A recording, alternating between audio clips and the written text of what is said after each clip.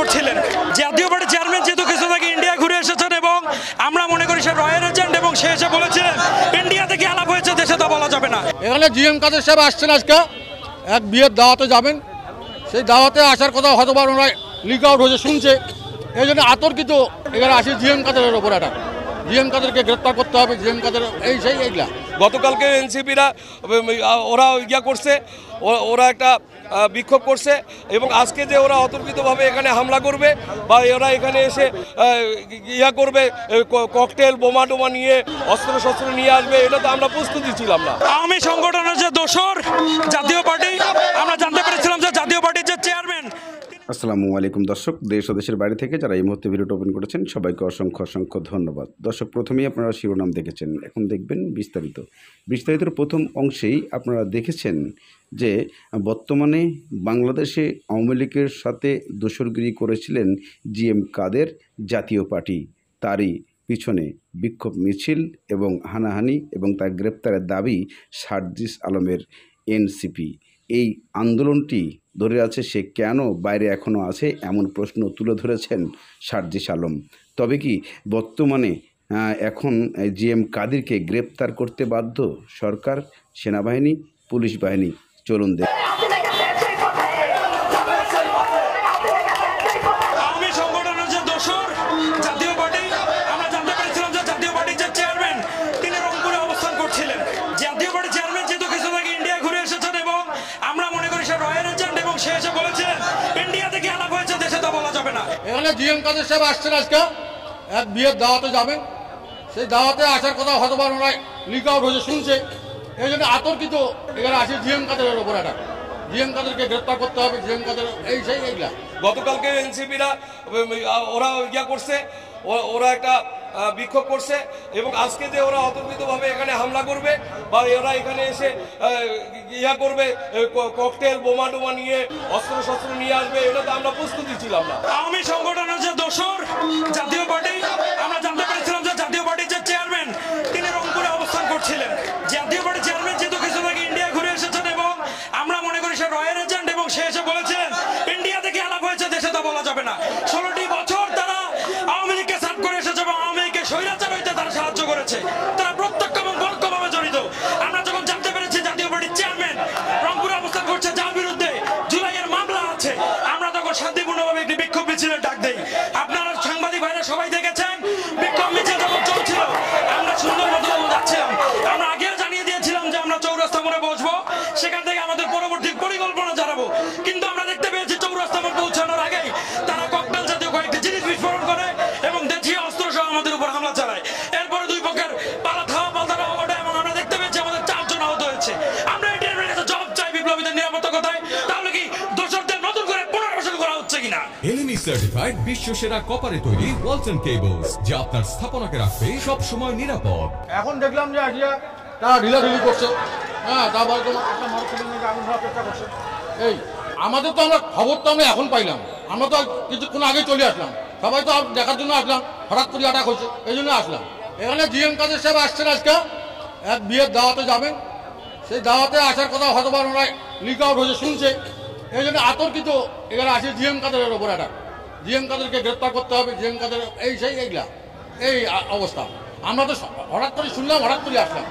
এখন আমাদের সবাই বসে তারপর সিদ্ধান্ত নেওয়া হবে।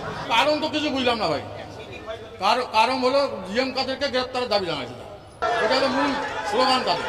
তারপরে ওই মিছিল করে হঠাৎ করে আসছে, হ্যাঁ, যেমন কালকে তারা হঠাৎ করে মিছিল করছে, আমরা মিছিল করে প্রোগ্রাম শেষ করে চলে যাওয়ার পরে, হ্যাঁ, এই পরে একটা ওই কয়েকটা ছেলে পেলে দিয়ে মিছিল করছে, ওই আজকে হঠাৎ করে তারা করছে। কেবল এসে আমরা দেখলাম যে আমরা পার্টি অফিসে ছিলাম, তারপর আমরা যখন শুনলাম যে বৈষম্য বিরোধী ছাত্র আন্দোলনের নেতারা জিএম কাদেরকে গ্রেপ্তারের জন্য ওরা প্রেস ক্লাবের সামনে অবস্থান নিচ্ছে, আমরা এই কথা শুনে আমরা পার্টি অফিসে অবস্থান নিয়েছি। পার্টি অফিস থেকে ততক্ষণ আমরা যখন পার্টি অফিস থেকে বের হওয়ার আগেই শুনলাম যে এখানে তারা হামলা করেছে জিএম কাদের সাহেবের বাসায়। এটা বৈষম্য বিরোধী ছাত্র আন্দোলন এবং এনসিপির লোকজন ছিল, সাথে অন্য রাজনৈতিক দলের লোক ছিল, আমরা শুনলাম। সেটা আমরা সঠিক জানি না, আমরা আপনারা অনুসন্ধান করে বের করেন যে অন্য রাজনৈতিক দলের লোকও ছিল, তারা সংঘবদ্ধ হয়ে আমাদের জিএম কাদের সাহেবের বাসায় হামলা করছে। তাহলে আমরা সংঘবদ্ধ, আমরা সুস্থ রাজনীতি করতে চাই। সুস্থ রাজনীতি রংপুরে আমরা আগুন জ্বলা যাবে। রংপুরে আগুনটা জ্বললো, এই আগুন নেভানো, যারা জ্বালিয়েছে তারা নেভাতে পারবে না এই আগুন। গতকালকে এনসিপিরা ওরা করছে, ওরা একটা বিক্ষোভ করছে এবং আজকে যে ওরা অতর্কিতভাবে এখানে হামলা করবে বা ওরা এখানে এসে করবে, ককটেল বোমা টোমা নিয়ে অস্ত্র নিয়ে আসবে, এটা তো আমরা প্রস্তুতি ছিলাম না। আমরা তো রংপুরের শান্তিপ্রিয় মানুষ, আমরা রংপুরকে জাতীয় পার্টি হলো, আমরা সর্বজনকে মনে করি যে জাতীয় পার্টি একটা, যেহেতু এটা দুর্গ, এখানে আমার সর্বজনকে আমরা মনে করি যে জাতীয় পার্টির এটা ওয়েলুশন।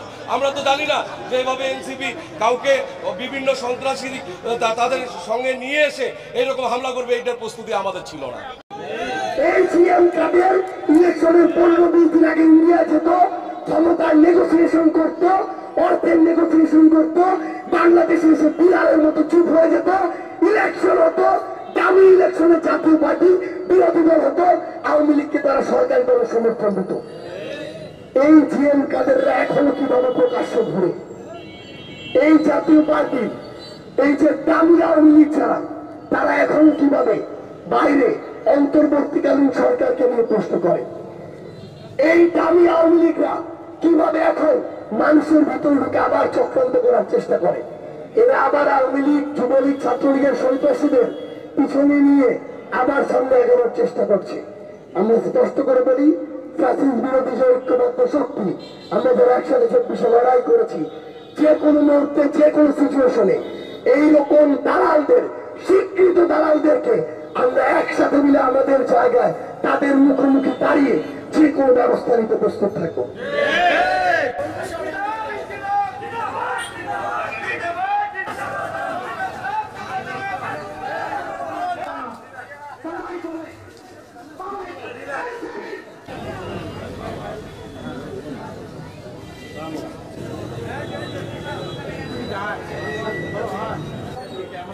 সারা দেশব্যাপী পথসভা করে গণসংযোগ করার চেষ্টা করছে। আমরা অনেক বড় সমস্যা আছে। বিগত সময়ে 2050 বছর কে কি ধরনের কাজ করেছে, উত্তরাঞ্চলের সংগঠনবৃন্দ আমরা লালমনিরহাটে বর্তমান জাতীয় নাগরিক পার্টির কেন্দ্রীয় সংগঠক 2024 আমরা আপোষ করি নাই। বাংলাদেশের প্রশ্নে মানুষের সমস্যার সমাধানের কথা বলতে চাই। জাতীয় নাগরিক পার্টির উদ্যোক্তারা, আপনারা জানেন এই ভূমি অফিসে যখন আপনারা তো বাইরে করে না, মৃত সংখ্যা শান্তিমতো করা যায়, এর জন্য আলাদা করে টাকা চাও। যদি দলিল রেজিস্ট্রেশনের জন্য আলাদা করে আদালতে কোন গরিব মানুষ গিয়ে ভালো মতো বিচার প্রত্যাশা করতে পারে। এদিকে এনসিপির একটাই দাবি, এক কথা এক দাবি, জিএম কাদের কেন বাইরে আছে, তাকে কেন গ্রেপ্তার করা হচ্ছে না। আর এই গ্রেপ্তার না করার কারণে তার বাড়িতে হামলা চালিয়েছে এনসিপি এই দলটি, এমন মন্তব্য করছেন জাতীয় পার্টির নেতাকর্মীরা। তবে শেষ পর্যন্ত কী দাঁড়ায়